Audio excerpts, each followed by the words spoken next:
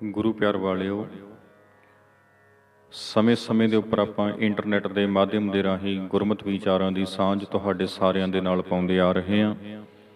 Facebook ਅਤੇ YouTube ਇਹਨਾਂ ਪਲੇਟਫਾਰਮਾਂ ਨੂੰ ਵਰਤ ਕੇ ਗੁਰਮਤਿ ਦੀ ਸਾਂਝ ਪਾਈ ਜਾ ਰਹੀ ਹੈ। ਕੋਸ਼ਿਸ਼ ਅਸੀਂ ਕਰ ਰਹੇ ਹਾਂ ਗੁਰਬਾਣੀ ਦਾ ਪਾਠ, ਗੁਰਮਤਿ ਵਿਚਾਰ, ਇਤਿਹਾਸ ਦੀ ਵਿਚਾਰ, ਭਗਤ ਸਾਹਿਬਾਨ ਦੇ ਜੀਵਨ, ਹੋਰ ਜਿੰਨੇ ਵੀ ਵਿਸ਼ੇ ਸਿੱਖ ਧਰਮ ਨਾਲ ਜੁੜੇ ਹੋਏ ਨੇ ਉਹਨਾਂ ਦੀ ਆਪਾਂ ਸਾਂਝ ਰਲ ਮਿਲ ਕੇ ਆਪਸ ਵਿੱਚ ਪਾਈਏ। ਇਸੇ ਲੜੀ ਵਿੱਚ ਪਿਛਲੇ ਸਮੇਂ ਆਪਾਂ ਯਤਨ ਕੀਤਾ ਸੀ ਪੰਥ ਪ੍ਰਵਾਨਿਤ ਸਿੱਖ ਰਹਿਤ ਮਰਿਆਦਾ, ਜਿਸ ਨੂੰ ਸ਼੍ਰੋਮਣੀ ਗੁਰਦੁਆਰਾ ਪ੍ਰਬੰਧਕ ਕਮੇਟੀ ਛਾਪ ਕੇ ਬੜੀ ਸ਼ਿੱਦਤ ਨਾਲ ਵੰਡ ਰਹੀ ਹੈ। ਉਸ ਦੀ ਸੰਖੇਪ ਵਿਆਖਿਆ ਆਪਾਂ ਆਪਸ ਵਿੱਚ ਕੀਤੀ ਸੀ YouTube ਚੈਨਲ ਜਸਵਿੰਦਰ ਸਿੰਘ ਬਡਰੁੱਖਾਂ ਦੇ ਉੱਪਰ ਅਤੇ Facebook ਪੇਜ ਜਸਵਿੰਦਰ ਸਿੰਘ ਬਡਰੁੱਖਾਂ ਦੇ ਉੱਪਰ ਉਹ ਸਾਂਝੀ ਕੀਤੀ ਗਈ ਹੈ। ਜਿਨ੍ਹਾਂ ਨੇ ਨਹੀਂ ਸੁਣੀ ਕਿਰਪਾ ਕਰਕੇ ਉਹ ਜ਼ਰੂਰ ਸੁਣਨ, ਇਹ ਸਾਡੀ ਬੇਨਤੀ ਹੈਗੀ ਹੈ, ਤਾਂ ਕਿ ਸਾਨੂੰ ਪਤਾ ਚੱਲੇ ਬਈ ਜਿਸ ਧਰਮ ਨੂੰ ਅਸੀਂ ਮੰਨਦੇ ਹਾਂ ਉਸ ਧਰਮ ਦੀ ਮਰਿਆਦਾ ਕੀ ਹੈ। ਸੋ ਉਹ ਲੜੀ ਸ਼ੁਰੂ ਕੀਤੀ ਸੀ। ਹੁਣ ਇਹ ਸੈਸ਼ਨ ਜਿਹੜਾ ਅਸੀਂ ਸ਼ੁਰੂ ਕਰਨ ਲੱਗੇ ਹਾਂ, ਇਹ ਲੜੀ ਸ਼ੁਰੂ ਕਰਨ ਲੱਗੇ ਹਾਂ, ਇਹ ਵੀ ਉਸੇ ਤਰ੍ਹਾਂ ਇੱਕ ਲੜੀ ਹੈ। ਇਹਨੂੰ ਅਸੀਂ ਵੱਖ-ਵੱਖ ਭਾਗਾਂ 'ਚ ਵੰਡ ਕੇ ਆਪ ਜੀ ਨਾਲ ਸਾਂਝਾ ਕਰਾਂਗੇ। ਤੇ ਇਸ ਦਾ ਜਿਹੜਾ ਵਿਸ਼ਾ ਰਹੇਗਾ 400 ਸਾਲਾ ਜਨਮ ਸ਼ਤਾਬਦੀ ਨੌਵੇਂ ਪਾਤਸ਼ਾਹ ਗੁਰੂ ਤੇਗ ਬਹਾਦਰ ਜੀ ਮਹਾਰਾਜ। ਜਿਵੇਂ ਆਪ ਜੀ ਜਾਣਦੇ ਹੋ, ਗੁਰੂ ਤੇਗ ਬਹਾਦਰ ਜੀ ਦਾ ਜਨਮ 1621 'ਚ ਹੋਇਆ ਸੀ ਤੇ 2021 ਵਿੱਚ 400 ਸਾਲਾ ਜਨਮ ਸ਼ਤਾਬਦੀ ਉਹਨਾਂ ਦੀ ਪੰਥ ਵਿੱਚ ਮਨਾਈ ਜਾਣੀ ਆ। ਸੋ ਉਸੇ ਕਾਰਜ ਨੂੰ ਲੈ ਕੇ ਅਸੀਂ ਇਹ ਪ੍ਰੋਗਰਾਮ ਸ਼ੁਰੂ ਕੀਤਾ ਆ ਤੇ ਇਸ ਪ੍ਰੋਗਰਾਮ ਦਾ ਵੀ ਨਾਮ ਆਪਾਂ ਜਨਮ ਸ਼ਤਾਬਦੀ 400 ਸਾਲਾ ਹੀ ਰੱਖ ਕੇ ਚੱਲਾਂਗੇ, ਨੌਵੇਂ ਪਾਤਸ਼ਾਹ ਦੀ ਜਨਮ ਸ਼ਤਾਬਦੀ। ਸੋ ਆਓ ਆਪਾਂ ਵਿਚਾਰ ਨੂੰ ਸ਼ੁਰੂ ਕਰਦੇ ਹਾਂ ਜੀ। ਮੈਂ ਜਸਵਿੰਦਰ ਸਿੰਘ, ਤੁਸੀਂ ਵੇਖ ਰਹੇ ਹੋ YouTube ਚੈਨਲ ਜਸਵਿੰਦਰ ਸਿੰਘ ਬਡਰੁੱਖਾਂ। ਫਤਿਹ ਦੀ ਸਾਂਝ ਆਪਾਂ ਆਪਸ ਵਿੱਚ ਪਾਈਏ। ਵਾਹਿਗੁਰੂ ਜੀ ਕਾ ਖਾਲਸਾ, ਵਾਹਿਗੁਰੂ ਜੀ ਕੀ ਫਤਿਹ। ਇਸ ਪ੍ਰੋਗਰਾਮ ਦੇ ਵਿੱਚ ਕੋਸ਼ਿਸ਼ ਆਪਾਂ ਕਰਾਂਗੇ ਧੰਨ ਗੁਰੂ ਤੇਗ ਬਹਾਦਰ ਮਹਾਰਾਜ ਸੱਚੇ ਪਾਤਸ਼ਾਹ, ਉਹਨਾਂ ਦੇ ਜਿੰਨੇ ਸ਼ਬਦ ਅਤੇ ਸ਼ਲੋਕ ਗੁਰੂ ਗ੍ਰੰਥ ਸਾਹਿਬ ਜੀ ਦੇ ਵਿੱਚ ਪ੍ਰਾਪਤ ਹੁੰਦੇ ਨੇ, ਉਹਨਾਂ ਦੀ ਵਿਆਖਿਆ ਅਸੀਂ ਆਪ ਜੀ ਨਾਲ ਸਾਂਝੀ ਕਰੀਏ। ਕਿਉਂਕਿ ਇਹਨਾਂ ਦੀ ਬਾਣੀ, ਨੌਵੇਂ ਪਾਤਸ਼ਾਹ ਦੀ ਬਾਣੀ ਸ਼ਲੋਕ ਰੂਪ ਦੇ ਵਿੱਚ ਪਹਿਲਾਂ ਹੀ ਅਸੀਂ YouTube ਅਤੇ Facebook ਪੇਜ ਉੱਪਰ ਪਾ ਚੁੱਕੇ ਹਾਂ। ਤੇ ਪਾਠ ਜੋ ਹੈ ਸ਼ਬਦਾਂ ਦਾ 59 ਸ਼ਬਦ ਨੇ ਤੇ 57 ਸ਼ਲੋਕ ਨੇ। ਸ਼ਲੋਕਾਂ ਦਾ ਪਾਠ ਪਹਿਲਾਂ ਸਾਂਝਾ ਕਰ ਚੁੱਕੇ ਹਾਂ, ਸ਼ਬਦਾਂ ਦਾ ਪਾਠ ਵੀ ਤੁਹਾਡੇ ਨਾਲ ਸਾਂਝਾ ਕਰ ਚੁੱਕੇ ਹਾਂ। ਪਾਠ ਹੋ ਚੁੱਕਿਆ ਮੂਲ ਪਾਠ, ਤੇ ਹੁਣ ਆਪਾਂ ਇਸ ਦੀ ਵਿਚਾਰ ਕਰਾਂਗੇ। ਇੱਕ ਇੱਕ ਸ਼ਬਦ, ਦੋ ਦੋ ਸ਼ਬਦ ਲੈ ਕੇ ਆਪਾਂ ਸਮੇਂ ਵਿੱਚ ਰਹਿੰਦੇ ਹਾਂ। ਵਿਚਾਰ ਆਪਾਂ ਕਰਨੀ ਆ, ਸਮਝਣਾ ਹੈ ਗੁਰੂ ਤੇਗ ਬਹਾਦਰ ਮਹਾਰਾਜ ਆਪਣੀ ਪਾਵਨ ਬਾਣੀ ਵਿੱਚੋਂ ਸਾਨੂੰ ਕੀ ਸਮਝਾ ਰਹੇ ਨੇ। ਕਿਉਂਕਿ ਇਹਨਾਂ ਜਨਮ ਸ਼ਤਾਬਦੀਆਂ ਦੇ ਸਮੇਂ ਭਾਵੇਂ ਉਹ ਗੁਰੂ ਨਾਨਕ ਸਾਹਿਬ ਜੀ ਦੀ 550 ਸਾਲਾ ਸ਼ਤਾਬਦੀ ਮਨਾਈ ਗਈ ਜਾਂ ਧੰਨ ਗੁਰੂ ਗੋਬਿੰਦ ਸਿੰਘ ਜੀ ਦੀ 350 ਸਾਲਾ ਸ਼ਤਾਬਦੀ ਮਨਾਈ ਗਈ, ਇਹ ਜਨਮ ਸ਼ਤਾਬਦੀਆਂ ਜੋ ਮਨਾਈਆਂ ਜਾ ਰਹੀਆਂ ਨੇ, ਇਹਨਾਂ ਸ਼ਤਾਬਦੀਆਂ ਸਮੇਂ ਜ਼ਿਆਦਾਤਰ ਕੋਸ਼ਿਸ਼ ਕੀਤੀ ਜਾਂਦੀ ਹੈ ਲਿਖਤਾਂ ਦੇ ਵਿੱਚੋਂ ਹਵਾਲੇ ਦੇ ਕੇ ਇਤਿਹਾਸ ਦੀ ਗੱਲ ਕੀਤੀ ਜਾਵੇ। ਪਰ ਅਸੀਂ ਇਹ ਸਮਝਦੇ ਹਾਂ ਬਈ ਉਹਦੇ ਨਾਲੋਂ ਜ਼ਰੂਰੀ ਆ ਜਿਸ ਪਾਤਸ਼ਾਹ ਦੀ ਸ਼ਤਾਬਦੀ ਆਪ ਜੀ ਮਨਾ ਰਹੇ ਹੋ, ਦਿਨ ਮਨਾ ਰਹੇ ਹੋ, ਉਸ ਪਾਤਸ਼ਾਹ ਨੇ ਆਪ ਸਾਨੂੰ ਬਾਣੀ ਵਿੱਚ ਕੀ ਲਿਖ ਕੇ ਦਿੱਤਾ ਆ। ਗੁਰੂ ਗ੍ਰੰਥ ਸਾਹਿਬ ਦੇ ਅੰਦਰ ਉਹਨਾਂ ਨੇ ਆਪ ਆਪਣੀ ਕਲਮ ਨਾਲ ਸਾਨੂੰ ਕੀ ਲਿਖ ਕੇ ਦਿੱਤਾ ਆ। ਉਹਨਾਂ ਦੀ ਆਪਣੀ ਵਿਚਾਰ ਕਿਵੇਂ ਦੀ ਸੀ, ਜੋ ਲਿਖਤਾਂ ਉਹ ਸਾਨੂੰ ਦੇ ਕੇ ਗਏ ਨੇ, ਅਸੀਂ ਉਹਨਾਂ ਤੋਂ ਸੇਧ ਲਈਏ ਬਜਾਏ ਇਸ ਦੇ ਕਿਸੇ ਹੋਰ ਨੇ ਗੁਰੂ ਪਾਤਸ਼ਾਹ ਬਾਰੇ ਕੀ ਲਿਖਿਆ ਆਪਾਂ ਉਸ ਦੀ ਵਿਚਾਰ ਕਰੀਏ। ਬੈਟਰ ਰਹੇਗਾ, ਚੰਗਾ ਰਹੇਗਾ ਗੁਰੂ ਪਾਤਸ਼ਾਹ ਨੇ ਆਪ ਕੀ ਲਿਖ ਕੇ ਸਾਨੂੰ ਦਿੱਤਾ ਆ, ਅਸੀਂ ਇਸ ਦੀ ਵਿਚਾਰ ਕਰੀਏ। ਸੋ ਇਹੋ ਕੋਸ਼ਿਸ਼ ਅਸੀਂ ਸ਼ੁਰੂ ਕਰਨ ਲੱਗੇ ਹੋਏ ਹਾਂ। ਗੁਰੂ ਤੇਗ ਬਹਾਦਰ ਮਹਾਰਾਜ ਜੀ ਦੀ ਪਾਵਨ ਬਾਣੀ, ਗੁਰੂ ਗ੍ਰੰਥ ਸਾਹਿਬ ਜੀ ਦੇ ਅੰਦਰ 59 ਸ਼ਬਦ ਗੁਰੂ ਤੇਗ ਬਹਾਦਰ ਜੀ ਦੇ ਸਾਨੂੰ ਵੱਖ-ਵੱਖ ਰਾਗਾਂ ਵਿੱਚ ਪ੍ਰਾਪਤ ਹੁੰਦੇ ਨੇ। ਧੰਨ ਗੁਰੂ ਤੇਗ ਬਹਾਦਰ ਜੀ ਦੀ ਬਾਣੀ ਦੋ ਹੀ ਰੂਪਾਂ ਵਿੱਚ ਆਪਾਂ ਨੂੰ ਮਿਲਦੀ ਆ, ਜਾਂ ਸ਼ਬਦ ਜਾਂ ਫਿਰ ਸ਼ਲੋਕ।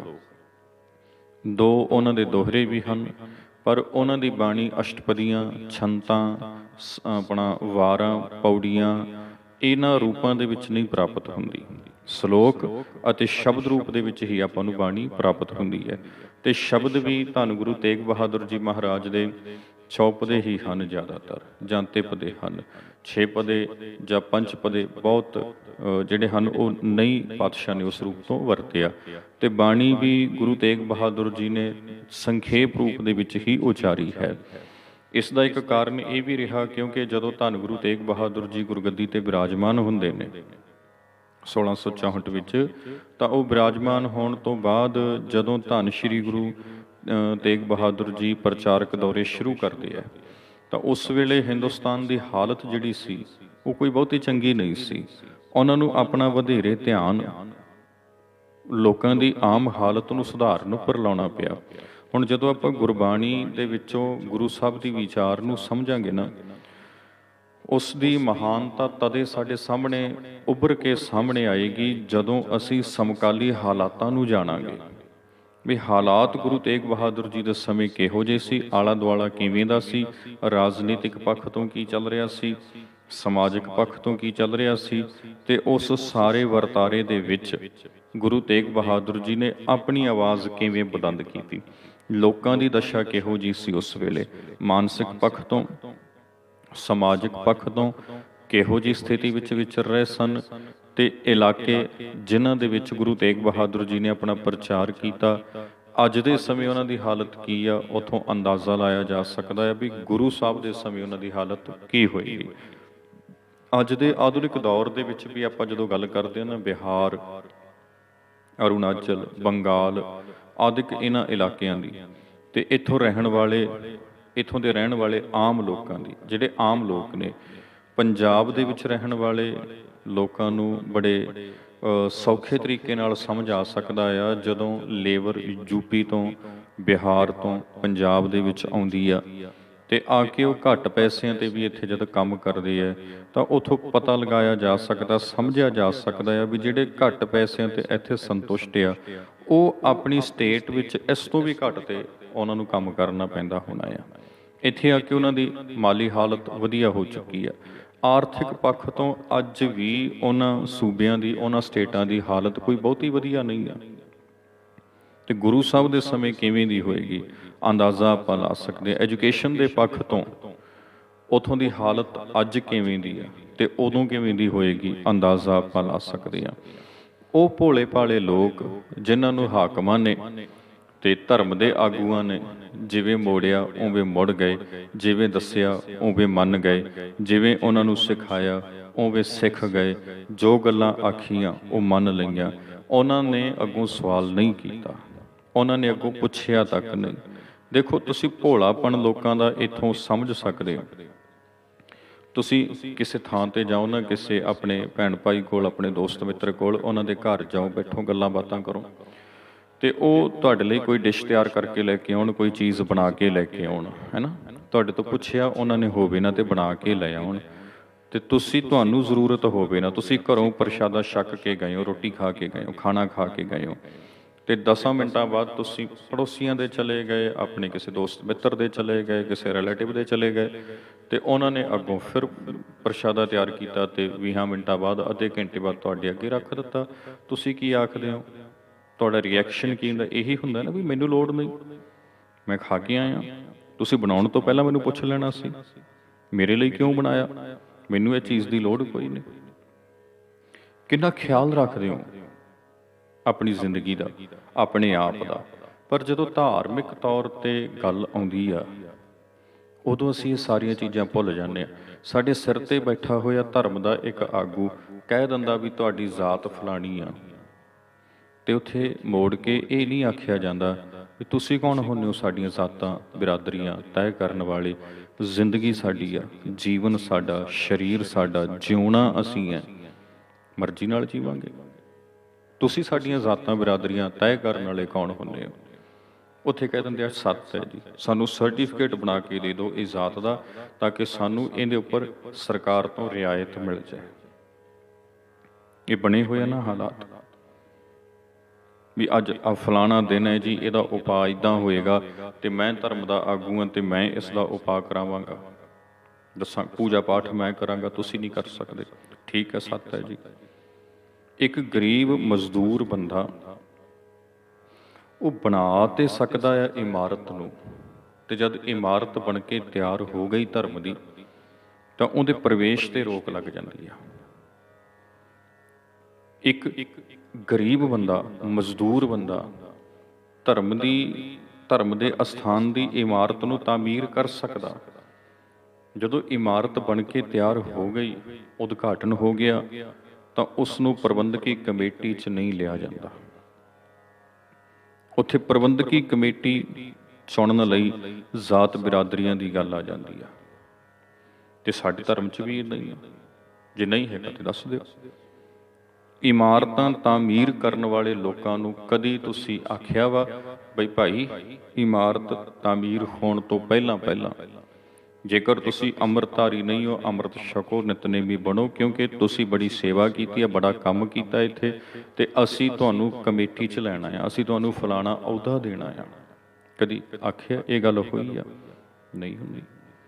ਉੱਥੇ ਵੀ ਜ਼ਾਤਾਂ ਪਾਤਾਂ ਖੜੀਆਂ ਹੁੰਦੀਆਂ ਵੀ ਤੁਸੀਂ ਕੰਮ ਕਰ ਸਕਦੇ ਆ, ਤੁਸੀਂ ਇੱਥੇ ਪੋਚਾ ਲਾ ਸਕਦੇ ਆ, ਤੁਸੀਂ ਇੱਥੇ ਝਾੜੂ ਲਾ ਸਕਦੇ ਆ, ਤੁਸੀਂ ਇੱਥੇ ਸਫਾਈ ਕਰ ਸਕਦੇ ਆ ਗਲੀਆਂ ਨਾਲੀਆਂ ਦੀ, ਪਰ ਜੇ ਪ੍ਰਬੰਧਕੀ ਢਾਂਚੇ ਵੱਲ ਆਖੋਗੇ ਨਾ, ਉਧਰ ਨਹੀਂ ਆਉਣ ਦੇਣਾ, ਉਸ ਪਾਸੇ ਨਹੀਂ ਹੋਣ ਦੇਣਾ।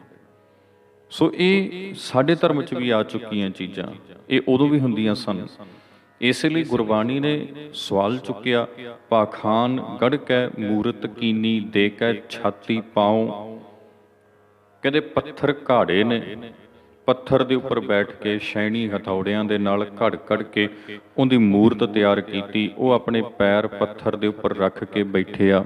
ਦੇ ਕੇ ਛਾਤੀ ਪਾਉ, ਉਹਦੀ ਛਾਤੀ ਤੇ ਪੈਰ ਰੱਖ ਕੇ ਪੈਰਾਂ ਭਾਰ ਬੈਠ ਕੇ ਉਹਨੇ ਮੂਰਤੀ ਦੀ ਘਾੜਤ ਘੜੀ। ਪਰ ਹੁਣ ਜਦੋਂ ਬਣ ਕੇ ਤਿਆਰ ਹੋ ਗਈ, ਫਿਰ ਕਹਿੰਦੇ ਤੁਸੀਂ ਦੇਖ ਕੇ ਨਾ ਆਓ। ਤੇ ਉੱਥੇ ਗੁਰਬਾਣੀ ਨੇ ਫਿਰ ਸਵਾਲ ਕੀਤਾ, ਦੇ ਕੇ ਛਾਤੀ ਪਾਉ, ਜੋ ਇਹ ਮੂਰਤ ਸੱਚੀ ਹੈ ਤਾਂ ਗੜਨਹਾਰੈ ਖਾਓ। ਜੇ ਸੱਚਮੁੱਚ ਤੁਸੀਂ ਕਹਿੰਦੇ ਆ ਵੀ ਇਹ ਮੂਰਤ ਵਿੱਚ ਸ਼ਕਤੀ ਆ, ਫਿਰ ਜਿਹਨੇ ਇਹਨੂੰ ਬਣਾਉਣ ਵੇਲੇ ਇਹਦੇ ਤੇ ਗੋਡੇ ਰੱਖੇ, ਇਹਦੇ ਤੇ ਲੱਤਾਂ ਰੱਖੀਆਂ, ਇਹਨੂੰ ਪੈਰਾਂ ਥੱਲੇ ਦੱਬਿਆ, ਹੈ ਨਾ, ਕੀ ਇਹਦੇ ਨਾਲ ਨਹੀਂ ਕੀਤਾ, ਫਿਰ ਉਹਨੂੰ ਇਹਨੇ ਕਿਉਂ ਨਹੀਂ ਖਾਧਾ, ਉਹਨੂੰ ਸ਼ਰਾਪ ਕਿਉਂ ਨਹੀਂ ਦਿੱਤਾ? ਸੋ ਇਹ ਚੇਤਾ ਰੱਖਿਓ, ਇਹ ਸਵਾਲ ਉੱਠਣਗੇ, ਹਰ ਇੱਕ ਤੇ ਉੱਠਣਗੇ। ਗੁਰਬਾਣੀ ਨੇ ਉਹਨਾਂ ਸਮਿਆਂ 'ਚ ਜਿਹੋ ਜਿਹਾ ਵਿਧਾਨ ਸੀ ਉਹਦੇ ਉੱਪਰ ਸਵਾਲ ਕੀਤੇ, ਤੇ ਅੱਜ ਜਿਵੇਂ ਦਾ ਹੈਗਾ ਅੱਜ ਉਹਦੇ ਉੱਪਰ ਕਰਨੇ ਬਣਨਗੇ। ਸੋ ਇਹ ਚੇਤਾ ਰੱਖਣਾ। ਹੁਣ ਮੈਂ ਜਿਹੜੀ ਗੱਲ ਕਰ ਰਿਹਾ ਬਈ ਗੁਰੂ ਤੇਗ ਬਹਾਦਰ ਜੀ ਦਾ ਸਮਾਂ ਇਹੋ ਜਿਹੇ ਭੋਲੇ ਭਾਲੇ ਲੋਕਾਂ ਦੇ ਇਲਾਕੇ ਵਿੱਚ ਵਿਚਰਨ ਦਾ ਸਮਾਂ ਸੀ। ਉਹਨਾਂ ਨੇ ਵਿਚਰਨਾ ਕੀਤਾ, ਤੇ ਵਿਚਰ ਕੇ ਗੁਰੂ ਤੇਗ ਬਹਾਦਰ ਮਹਾਰਾਜ ਸੱਚੇ ਪਾਤਸ਼ਾਹ ਨੇ ਪ੍ਰਚਾਰ ਕੀਤਾ।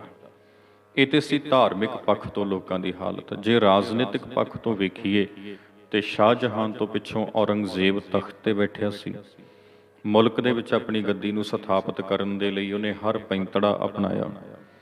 ਉਹ ਪੈਂਤੜਾ ਭਾਵੇਂ ਉਸਦਾ ਧਰਮ ਪਰਿਵਰਤਨ ਦਾ ਵੀ ਸੀ, ਸਖਤੀ ਦਾ ਵੀ ਸੀ, ਕਿਹੋ ਜਿਹਾ ਵੀ ਸੀ, ਉਸ ਨੂੰ ਅਪਣਾਇਆ, ਤੇ ਅਪਣਾ ਕੇ ਉਸਨੇ ਆਪਣੀ ਗੱਦੀ ਦੀ ਸਲਾਮਤੀ ਵਾਸਤੇ ਹਰ ਚਾਰਾਜੋਈ ਕੀਤੀ। ਲੋਕਾਂ ਉੱਪਰ ਸਖਤੀ ਵੀ ਹੋਈ, ਤੇ ਉਹ ਇੱਕ ਪਾਸੇ ਤੇ ਲੋਕੀ ਹਕੂਮਤ ਦੀ ਸਖਤੀ ਦੀ ਮਾਰ ਚੱਲ ਰਹੇ ਸਨ, ਦੂਜੇ ਪਾਸੇ ਧਾਰਮਿਕ ਆਗੂਆਂ ਦੇ ਹੁਕਮਾਂ ਦੇ ਹੇਠ ਜੀਵਨ ਜੀ ਰਹੇ ਸਨ। ਇਹੋ ਜਿਹੇ ਲੋਕਾਂ ਲਈ ਗੁਰੂ ਤੇਗ ਬਹਾਦਰ ਮਹਾਰਾਜ ਨੇ ਆਪਣੀ ਬਾਣੀ ਉਚਾਰੀ। ਆਮ ਤੌਰ ਤੇ ਆਖਿਆ ਜਾਂਦਾ ਵੀ ਗੁਰੂ ਤੇਗ ਬਹਾਦਰ ਜੀ ਦੀ ਬਾਣੀ ਦੇ ਵਿੱਚ ਵੈਰਾਗਮਈ ਸੁਰ ਦੀ ਪ੍ਰਧਾਨਤਾ ਆ, ਪਰ ਮੇਰੀ ਸਹਿਮਤੀ ਇਸ ਗੱਲ ਨਾਲ ਨਹੀਂ ਬੈਠਦੀ, ਕਿਉਂਕਿ ਬਾਣੀ ਦਾ ਭੰਡਾਰ ਜੋ ਪਹਿਲੋਂ ਹੀ ਗੁਰੂ ਤੇਗ ਬਹਾਦਰ ਸਾਹਿਬ ਦੇ ਕੋਲ ਮੌਜੂਦ ਆ, ਜੋ ਸੀਨਾ ਬਸੀਨਾ ਪਹਿਲੀ ਪਾਤਸ਼ਾਹੀ, ਦੂਜੀ ਪਾਤਸ਼ਾਹੀ, ਤੀਜੀ ਪਾਤਸ਼ਾਹੀ, ਚੌਥੀ, ਪੰਜਵੀਂ, ਛੇਵੀਂ, ਸੱਤਵੀਂ, ਅੱਠਵੀਂ ਪਾਤਸ਼ਾਹੀ ਤੋਂ ਹੁੰਦਾ ਹੋਇਆ ਗੁਰੂ ਤੇਗ ਬਹਾਦਰ ਜੀ ਦੇ ਕੋਲ ਆਇਆ, ਉਹ ਭੰਡਾਰ ਉਹਨਾਂ ਕੋਲ ਪਿਆ ਵਾ। ਉਹਨਾਂ ਨੇ ਅਧਿਐਨ ਕੀਤਾ ਹੋਇਆ ਉਸ ਭੰਡਾਰ ਦਾ, ਪ੍ਰਚਾਰ ਕੀਤਾ ਹੋਇਆ ਪ੍ਰਚਾਰਕ ਦੌਰਿਆਂ ਦੇ ਦੌਰਾਨ ਉਸ ਭੰਡਾਰ ਦਾ। ਤੇ ਗੁਰੂ ਤੇਗ ਬਹਾਦਰ ਮਹਾਰਾਜ ਜੀ ਜਦੋਂ ਲੋਕਾਂ 'ਚ ਜਾਂਦੇ ਨੇ, ਪਿਛਲੇ ਲੋਕਾਂ 'ਚ, ਕੁਚਲੇ ਲੋਕਾਂ 'ਚ, ਦੱਬੇ ਲੋਕਾਂ 'ਚ, ਮਜ਼ਲੂਮਾਂ 'ਚ, ਲਿਤਾੜਿਆਂ 'ਚ, ਤਾਂ ਉੱਥੇ ਫਿਰ ਵੈਰਾਗ ਦੀਆਂ ਗੱਲਾਂ ਕਰਨਗੇ ਜਾਂ ਉਹਨਾਂ 'ਚ ਸਾਹਸ ਭਰਨ ਦੀਆਂ ਗੱਲਾਂ ਕਰਨਗੇ। ਤੁਸੀਂ ਸੋਚ ਕੇ ਵੇਖੋ, ਗੁਰੂ ਤੇਗ ਬਹਾਦਰ ਜੀ ਦੀ ਬਾਣੀ 'ਚ ਐਸਾ ਕੀ ਸੀ ਜਿਹਦੇ ਨਾਲ ਗੁਰੂ ਗੋਬਿੰਦ ਸਿੰਘ ਸੱਚੇ ਪਾਤਸ਼ਾਹ ਜੈਸਾ ਸੂਰਮਾ ਰਣਖੇਤਰ 'ਚ ਆਉਂਦਾ? ਗੁਰੂ ਤੇਗ ਬਹਾਦਰ ਜੀ ਦੀ ਬਾਣੀ ਕਿਹੋ ਜਿਹਾ ਪ੍ਰਭਾਵ ਪਾਉਂਦੀ ਆ ਵੀ ਸਿਰਲੱਥ ਯੋਧੇ ਗੁਰੂ ਗੋਬਿੰਦ ਸਿੰਘ ਜੀ ਦੀ ਸੈਨਾ ਲਈ ਤਿਆਰ ਹੋ ਜਾਂਦੇ ਨੇ। ਗੁਰੂ ਤੇਗ ਬਹਾਦਰ ਜੀ ਦੀ ਬਾਣੀ ਕਿਵੇਂ ਸਿਖਾਲਦੀ ਆ ਬਈ ਮਤੀ ਦਾਸ, ਸਤੀ ਦਾਸ, ਦਇਆਲਾ ਜੀ ਦੇਗਾਂ 'ਚ ਉਬਾਲੇ ਖਾਣ ਨੂੰ ਤਿਆਰ ਹੋ ਜਾਂਦੇ ਨੇ। ਕੇਵਲ ਵੈਰਾਗ ਨਹੀਂ ਆ, ਸੂਰਮਗਤੀ ਵੀ ਬੜੀ ਆ। ਠੀਕ ਹੈ, ਸਾਡੀ ਜਿਹੜੀ ਸੂਈ ਆ ਨਾ ਸੁਰਤ ਦੀ, ਉਹ ਇੱਕ ਥਾਂ ਤੇ ਵੈਰਾਗ ਵੈਰਾਗ ਕਹਿ ਕੇ ਅਟਕਾ ਦਿੱਤੀ ਗਈ। ਉਹਦੀ ਜੇ ਵਿਆਖਿਆ ਹੋਈ ਉਹ ਵੀ ਇਸ ਰੂਪ 'ਚ ਹੋਈ। ਸਾਨੂੰ ਸਮਝਣਾ ਪੈਣਾ ਵੀ ਗੁਰੂ ਤੇਗ ਬਹਾਦਰ ਜੀ ਦੀ ਬਾਣੀ ਦੇ ਵਿੱਚ ਜੇ ਨਾਸ਼ਵਾਨਤਾ ਦੀ ਸੁਰ ਪ੍ਰਧਾਨ ਹੈ, ਗੁਰੂ ਤੇਗ ਬਹਾਦਰ ਜੀ ਦੀ ਸਾਰੀ ਬਾਣੀ ਦੇ ਵਿੱਚ ਜੇ ਸੰਸਾਰ ਦੇ ਅੰਤ ਦੀ ਸੁਰ ਪ੍ਰਧਾਨ ਆ, ਜੀਵਨ ਲੀਲਾ ਦੇ ਖਾਤਮੇ ਦੀ ਸੁਰ ਪ੍ਰਧਾਨ ਆ, ਮੌਤ ਦੀ ਸੁਰ ਪ੍ਰਧਾਨ ਆ, ਤਾਂ ਉਹ ਕਿਹੜੇ ਰੂਪ ਦੇ ਵਿੱਚ ਆ? ਵੀ ਬਿਨ ਸਜਾਏਗਾ ਜੀ ਕੁਛ ਨਹੀਂ, ਇੱਥੇ ਸਭ ਖਤਮ ਹੋ ਜਾਣਾ, ਕੋਈ ਕਿਸੇ ਦਾ ਨਹੀਂ ਹੈਗਾ, ਛੱਡੋ ਸਭ ਕੁਝ, ਚੱਲੋ ਜੰਗਲਾਂ ਨੂੰ, ਕਿਸੇ ਨੇ ਨਾਲ ਨਹੀਂ ਨਿਭਣਾ, ਇਹ ਸੁਰ ਪ੍ਰਧਾਨ? ਜਾਂ ਫਿਰ ਸੰਸਾਰ ਦੇ ਵਿੱਚ ਜੋ ਆਇਆ, ਜਾਣਾ ਹਰ ਇੱਕ ਨੇ ਆ, ਤੇ ਮੈਂ ਵੀ ਜਾਣਾ, ਤੇ ਉਹ ਜਿਹੜਾ ਕੁਰਸੀ ਤੇ ਬੈਠਾ ਹਾਕਮ ਉਹਨੇ ਵੀ ਜਾਣਾ। ਜ਼ਿੰਦਗੀ ਇੱਕੋ ਜਿਹੀ ਆ, ਆਏ ਅਸੀਂ ਸਾਰੇ, ਜਾਣਾ ਅਸੀਂ ਸਾਰਿਆਂ ਨੇ, ਫਿਰ ਨਾ ਹਾਕਮ ਨੇ ਨਾ ਅਸੀਂ ਨੇ। ਜਦੋਂ ਰਹਿਣਾ ਹੈ ਨਹੀਂ, ਫਿਰ ਕਿਉਂ ਨਾ ਆਪਣੇ ਹੱਕਾਂ ਲਈ ਲੜਿਆ ਜਾਏ? ਜਦੋਂ ਮਰਨਾ ਹੀ ਆ, ਫਿਰ ਆਮ ਮੌਤੇ ਮਰਨ ਦੇ ਨਾਲੋਂ ਕਿਉਂ ਨਾ ਐਸੀ ਮੌਤ ਤੇ ਮਰਿਆ ਜਾਏ ਜਿਹੜੀ ਮੌਤ ਆਉਣ ਵਾਲੀਆਂ ਪੀੜ੍ਹੀਆਂ ਲਈ ਚਾਨਣ ਮੁਨਾਰਾ ਬਣ ਜਾਵੇ। ਜਾਂ ਇਹ ਸਿੱਖਿਆ ਗੁਰੂ ਤੇਗ ਬਹਾਦਰ ਜੀ ਦੀ ਬਾਣੀ ਚੋਂ ਮਿਲਦੀ ਆ। ਨਿਰਭਰ ਕਰਦਾ ਆ ਜਿਸ ਨੇ ਪਾਠ ਕਰਨਾ। ਸੋ ਆਪਾਂ ਕੋਸ਼ਿਸ਼ ਕਰਾਂਗੇ ਗੁਰੂ ਤੇਗ ਬਹਾਦਰ ਸਾਹਿਬ ਜੀ ਦੀ ਬਾਣੀ ਦਾ ਅਧਿਐਨ ਇਸ ਪੱਖ ਤੋਂ ਕਰੀਏ ਬਈ ਸਾਨੂੰ ਧੰਨ ਗੁਰੂ ਤੇਗ ਬਹਾਦਰ ਮਹਾਰਾਜ ਜੀ ਦੀ ਪਾਵਨ ਬਾਣੀ ਦੇ ਵਿੱਚੋਂ ਜੋ ਪ੍ਰਾਪਤੀ ਹੋਵੇ ਇਸ 400 ਸਾਲੇ ਦੇ ਉੱਪਰ, 1621 ਤੋਂ ਲੈ ਕੇ 2021, 400 ਸਾਲੇ ਦੇ ਉੱਪਰ ਜੋ ਸਾਨੂੰ ਪ੍ਰਾਪਤੀ ਹੋਵੇ, ਸਾਡੇ ਅੰਦਰ ਉਹ ਜਜ਼ਬਾ ਪੈਦਾ ਹੋਵੇ ਜੋ ਬਾਣੀ ਪੜ੍ਹਨ ਤੋਂ ਬਾਅਦ ਮਤੀ ਦਾਸ, ਸਤੀ ਦਾਸ ਤੇ ਦਇਆਲਾ ਜੀ ਅੰਦਰ ਪੈਦਾ ਹੋਇਆ। ਸਾਡੇ ਅੰਦਰ ਉਹ ਸੂਰਮਗਤੀ ਪੈਦਾ ਹੋਵੇ ਜੋ ਧੰਨ ਗੁਰੂ ਤੇਗ ਬਹਾਦਰ ਮਹਾਰਾਜ ਜੀ ਨੇ ਆਮ ਲੋਕਾਂ 'ਚ ਕੀਤੀ, ਜਿਹਦੇ ਕਰਕੇ ਆਮ ਲੋਕੀ ਗੁਰੂ ਸਾਹਿਬ ਸੱਚੇ ਪਾਤਸ਼ਾਹ ਜੀ ਦੀ ਬਾਣੀ ਨਾਲ ਜਦੋਂ ਜੁੜੇ ਤਾਂ ਉਹਨਾਂ ਦੇ ਜੀਵਨ ਜਿਉਣ ਦਾ ਤਰੀਕਾ, ਨਜ਼ਰੀਆ ਹੀ ਬਦਲ ਗਿਆ। ਪਹਿਲਾਂ ਉਹ ਸੰਸਾਰ ਨੂੰ ਤੇ ਜ਼ਿੰਦਗੀ ਨੂੰ ਕਿਸੇ ਹੋਰ ਰੂਪ 'ਚ ਦੇਖਦੇ ਸਨ, ਪਰ ਹੁਣ ਸਤਿਗੁਰੂ ਤੋਂ ਸੇਧ ਲੈ ਕੇ, ਸਤਿਗੁਰੂ ਤੋਂ ਮੱਤ ਲੈ ਕੇ ਕਿਸੇ ਹੋਰ ਰੂਪ 'ਚ ਵੇਖਣ ਲੱਗ ਪਏ। ਸਮਝ ਲੈਣੀ ਆ ਅਸੀਂ। ਜਦੋਂ ਤੱਕ ਸਮਝ ਨਹੀਂ ਲੈਂਦੇ, ਕੇਵਲ ਇੱਕੋ ਹੀ ਮਨੌਤ ਬਣਾ ਕੇ ਬੈਠ ਜਾਵਾਂਗੇ, ਉਦੋਂ ਤੱਕ ਨਹੀਂ ਗੱਲ ਬਣਦੀ। ਸੋ ਆਪਾਂ ਕੋਸ਼ਿਸ਼ ਕਰਾਂਗੇ। ਆਓ ਗੌੜੀ ਰਾਗ ਤੋਂ ਗੁਰੂ ਤੇਗ ਬਹਾਦਰ ਜੀ ਦੀ ਬਾਣੀ ਆਰੰਭ ਹੁੰਦੀ ਆ। ਇੱਕ ਓੰਕਾਰ ਸਤ ਗੁਰ ਪ੍ਰਸਾਦ। ਇੱਕ ਓੰਕਾਰ, ਈਸ਼ਵਰ ਇੱਕੋ ਹੀ ਆ ਜੋ ਸਰਵ ਵਿਆਪਕ ਹੈ, ਜੋ ਸਦੀਵ ਅਟਲ ਹੈ, ਸਤ ਹੈ। ਗੁਰ ਪ੍ਰਸਾਦ, ਗੁਰੂ ਦੀ ਕਿਰਪਾ ਨਾਲ ਅਸੀਂ ਉਸ ਨਾਲ ਜੁੜ ਪਾਉਂਦੇ ਹਾਂ, ਇੱਕ ਮਿਕ ਹੁੰਦੇ ਹਾਂ। ਰਾਗ ਗੌੜੀ ਮਹਲਾ ਨਾਵਾਂ। ਮਹਲਾ ਨਾਵਾਂ ਤੋਂ ਭਾਵ 9ਵੇਂ ਪਾਤਸ਼ਾਹ ਗੁਰੂ ਤੇਗ ਬਹਾਦਰ ਜੀ ਦੀ ਬਾਣੀ ਹੈ। ਕਈ ਵੀਰ ਉਚਾਰਨ ਨਾਵਾਂ ਕਰਦੇ ਆ, ਕਈ ਨੌਵਾਂ ਕਰਦੇ ਆ। ਦੋਵੇਂ ਉਚਾਰਨ ਦਰੁਸਤ ਨੇ। ਤੁਸੀਂ ਨਾਵਾਂ ਵੀ ਕਹਿ ਸਕਦੇ ਹੋ, ਮਹਲਾ ਨਾਵਾਂ, ਮਹਲਾ ਨੌਵਾਂ ਵੀ ਕਹਿ ਸਕਦੇ ਹੋ। ਤੇ ਮਹਲਾ ਸ਼ਬਦ ਦਾ ਉਚਾਰਨ ਮੈਂ ਪਹਿਲਾਂ ਵੀ 1-2 ਵਾਰ ਸ਼ਾਇਦ ਕੀਤਾ ਆ, ਜੇ ਤੁਹਾਡੇ ਧਿਆਨ 'ਚ ਹੈਗਾ ਮੈਂ ਹਲਕਾ ਜਿਹਾ ਰਿਪੀਟ ਕਰ ਦਿੰਦਾ। ਇਹਨੂੰ ਮਹੱਲਾ ਵੀ ਨਾ ਬੋਲਿਓ ਮੰਮਾ ਹਾਹੇ ਤੇ ਅਦਕ, ਇਹਨੂੰ ਮੰਮਾ ਹਾਹੇ ਨੂੰ ਸਿਹਾਰੀ ਮਹਿਲਾ ਵੀ ਨਾ ਬੋਲਿਓ। ਜਦੋਂ ਮਹਿਲਾ ਬੋਲਾਂਗੇ ਫਿਰ ਇਹ ਇਸਤਰੀਲਿੰਗ ਰੂਪ 'ਚ ਅਰਥ ਰੱਖੇਗਾ, ਜਦੋਂ ਮਹੱਲਾ ਸ਼ਬਦ ਬੋਲਾਂਗੇ ਫਿਰ ਇਹ ਸਥਾਨਵਾਚੀ ਅਰਥ ਰੱਖੇਗਾ। ਸ਼ਬਦ ਨਾ ਸਥਾਨਵਾਚੀ ਆ, ਨਾ ਇਸਤਰੀਲਿੰਗ ਰੂਪ 'ਚ ਆ, ਸ਼ਬਦ ਪੁਲਿੰਗ ਰੂਪ ਦੇ ਵਿੱਚ ਹੈ। ਇਸ ਲਈ ਇਸ ਦਾ ਉਚਾਰਨ ਮਹਲਾ, ਮੰਮਾ ਮ ਹਾ ਹਾ ਹ ਲੱਲੇ ਕਨਾਲਾ, ਮਹਲਾ ਉਚਾਰਨ ਇਸ ਦਾ ਹੋਵੇਗਾ। ਮਹਲਾ ਨੌਵਾਂ, ਨਾਵਾਂ ਕਹਿ ਲਓ, ਨੌਵਾਂ ਕਹਿ ਲਓ, ਇੱਕੋ ਹੀ ਗੱਲ ਆ। ਸੋ ਸਤਿਗੁਰੂ ਜੀ ਲਿਖਦੇ ਹਨ, ਸਾਧੋ ਮਨ ਕਾ ਮਾਨ ਤਿਆਗੋ, ਕਾਮ ਕ੍ਰੋਧ ਸੰਗਤ ਦੁਰਜਨ ਕੀ, ਤਾਂਤੇ ਅਹਨਿਸ ਭਾਗੋ। ਰਹਾਉ। ਸੁਖ ਦੁਖ ਦੋਨੋਂ ਸਮ ਕਰ ਜਾਨੈ, ਔਰ ਮਾਨ ਅਪਮਾਨਾ, ਹਰਖ ਸੋਗ ਤੇ ਰਹਿ ਅਤੀਤਾ, ਤਿਨ ਜਗ ਤਤ ਪਛਾਨਾ। ਉਸਤਤ ਨਿੰਦਾ ਦੋਊ ਤਿਆਗੈ, ਖੋਜੈ ਪਦ ਨਿਰਵਾਨਾ। ਜਨ ਨਾਨਕ ਇਹ ਖੇਲ ਕਠਨ ਹੈ, ਕਿਨਹੂ ਗੁਰਮੁਖ ਜਾਨਾ। ਇਹ ਪਹਿਲਾ ਸ਼ਬਦ ਹੈ ਗੁਰੂ ਗ੍ਰੰਥ ਸਾਹਿਬ ਜੀ ਦੇ ਅੰਦਰ ਗੁਰੂ ਤੇਗ ਬਹਾਦਰ ਪਾਤਸ਼ਾਹ ਦਾ। ਗੁਰੂ ਤੇਗ ਬਹਾਦਰ ਜੀ ਦੀ ਬਾਣੀ ਦਸਮ ਪਾਤਸ਼ਾਹ ਗੁਰੂ ਗੋਬਿੰਦ ਸਿੰਘ ਜੀ ਨੇ ਸ਼ਾਮਲ ਕੀਤੀ ਸੀ ਗੁਰੂ ਗ੍ਰੰਥ ਸਾਹਿਬ ਜੀ ਦੇ ਅੰਦਰ। ਵਿਦਵਾਨ ਮੰਨਦੇ ਆ ਆਨੰਦਪੁਰ ਸਾਹਿਬ ਦੀ ਧਰਤੀ ਤੇ ਜੋ ਦਮਦਮਾ ਸਾਹਿਬ ਜਗ੍ਹਾ ਹੈਗੀ ਆ, ਉਸ ਥਾਨ ਦੇ ਉੱਪਰ ਬੀੜ ਦਾ ਪੁਨਰ ਸੰਪਾਦਨ ਕੀਤਾ ਗਿਆ ਸੀ ਤੇ ਨੌਵੇਂ ਪਾਤਸ਼ਾਹ ਦੀ ਬਾਣੀ ਸ਼ਾਮਲ ਕੀਤੀ ਗਈ ਸੀ। ਪਰ ਕਈ ਲਿਖਤਾਂ ਤੇ ਕਈ ਮਨੌਤਾਂ ਮੰਨਦੀਆਂ ਨੇ ਵੀ ਨਹੀਂ, ਦਮਦਮਾ ਸਾਹਿਬ ਤਲਵੰਡੀ ਸਾਬੋ ਤੇ ਅਸਥਾਨ ਤੇ ਪੁਨਰ ਸੰਪਾਦਨ ਬੀੜ ਦਾ ਕੀਤਾ ਗਿਆ ਸੀ ਤੇ ਉੱਥੇ ਗੁਰੂ ਗੋਬਿੰਦ ਸਿੰਘ ਜੀ ਵੱਲੋਂ ਨੌਵੇਂ ਪਾਤਸ਼ਾਹ ਦੀ ਬਾਣੀ ਸ਼ਾਮਲ ਕੀਤੀ ਗਈ ਸੀ। ਪਰ ਜੋ ਗੁਰਬਾਣੀ ਦੇ ਖੋਜੀ ਵਿਦਵਾਨ ਨੇ ਉਹ ਮੰਨਦੇ ਨੇ ਵੀ ਜੇਕਰ ਪਹਿਲੋਂ ਹੀ ਦਸਮ ਪਾਤਸ਼ਾਹ ਕੋਲ ਗੁਰੂ ਤੇਗ ਬਹਾਦਰ ਜੀ ਦੀ ਬਾਣੀ ਮੌਜੂਦ ਸੀ, ਜਿੰਨਾ ਸਮਾਂ ਆਨੰਦਪੁਰ ਸਾਹਿਬ ਦੀ ਧਰਤੀ ਤੇ ਰਹੇ ਉਹਨਾਂ ਸਮਾਂ ਉਹਨਾਂ ਨੇ ਸ਼ਾਮਲ ਕਿਉਂ ਨਾ ਕੀਤੀ। ਪਹਿਲਾਂ ਵੱਖਰੀ ਰੱਖੀ, ਫਿਰ ਯੁੱਧ ਹੋਏ, ਜੰਗ ਯੁੱਧ ਇੱਕਦਮ ਤੇ ਨਹੀਂ ਨਾ ਵੀ ਗੁਰਗੱਦੀ ਤੇ 1675 ਵਿੱਚ ਬੈਠੇ ਤੇ ਜਦ ਹੀ ਯੁੱਧ ਸ਼ੁਰੂ ਹੋ ਗਏ। ਨਹੀਂ, ਜੰਗ ਯੁੱਧ ਤੇ 86 ਤੋਂ ਸ਼ੁਰੂ ਹੁੰਦੇ ਆ ਜਾ ਕੇ 11 ਸਾਲ ਬਾਅਦ, ਜਦੋਂ ਪਹਿਲਾ ਭੰਗਾਣੀ ਦਾ ਯੁੱਧ ਹੁੰਦਾ ਗੁਰੂ ਗੋਬਿੰਦ ਸਿੰਘ ਜੀ ਦਾ, ਉਦੋਂ ਤੱਕ ਤੇ ਬਾਬਾ ਅਜੀਤ ਸਿੰਘ ਹੋਰੀ ਉਹਨਾਂ ਦਾ ਜਨਮ ਹੋ ਚੁੱਕਿਆ।